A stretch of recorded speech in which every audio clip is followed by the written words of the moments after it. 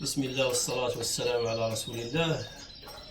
إخوان، تبارك الله على الجميع. هذه تقريبا واحد الفيديو بغيت نوري الإخوان تقريبا مني تنجيب تقريبا أي طير مني تنجيبو ما تندخلوش عندي الطيور ديالي، لأنه البكتيريا اللي تتكون مثلا في هذا الطائر الجديد ماشي هي البكتيريا اللي تتكون في الطيور ديالي. يقدر يكون هاز المرض، يقدر يكون بزاف الحوايج. اش ندير؟ هذه الطرق مني تنبدا. تنجيب هذه أنثى يلا شريتها اليوم، نسأل الله أن يبارك فيها.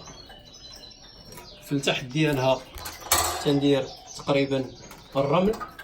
باش لبزقات يتجمع هذاك البزق، باش الرمل تيجمع هذاك البزق، باش لا كان شي مرض ولا شي حاجه تيبقى.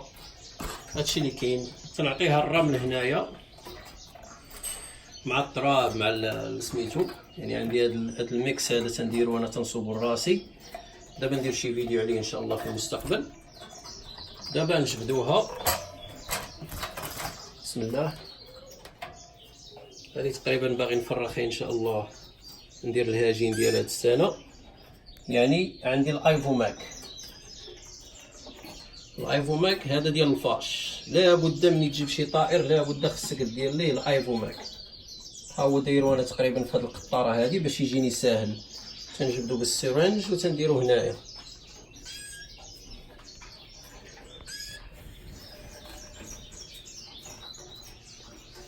تدير لها قطره وحده في العنق ديالها، وتتسنى تقريبا واحد كان جو 15 يوم، وتتعاود لها عاوتاني واحد القطره. بسم الله. هذه حاجه. ثاني حاجه خصك لابد تعطيها السولفه،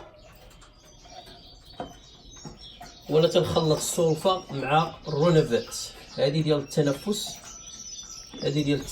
هذه الرونيفيت، يعني اي حاجه في الجهاز التنفسي. وتقريبا ها هي خلطتها هنايا. وهذا هو الدواء اللي نعطيها باش نقيها تقريبا واحد 5 حتى 7 ايام. ودايره السكوتش هذه على قبل الاولاد حتى نحطها في الثلاجه باش ما يسحبوهاش عصير ولا شي حاجه. وما تعرف الاولاد يقول لك اش هذاك الشيء. خير ان شاء الله. تقريبا نعطيها في الشرابه، يعني ما تنكثرش لها بزاف، يعني شويه. تقريبا هذا المحلول هذا نقدر نحافظ عليه في الثلاجه واحد الاسبوع حتى 10 ايام. هادشي علاش نديرو، حيت عندي واحد الحساسين هنا تا هما باقيين جداد. يلا جبت هاد الحساسين هادي، يلا جبتهم تقريبا هادي واحد 3 ايام وتا هما راه باقيين فيها. نتمنى يعجبكم الفيديو. وهادشي اللي كاين الاخوان، والله يوفق الجميع. وهذه الطريقه ديالي ملي تنجيب تقريبا الطيور الجديده. وتبارك الله عليكم الاخوان، والسلام عليكم ورحمه الله.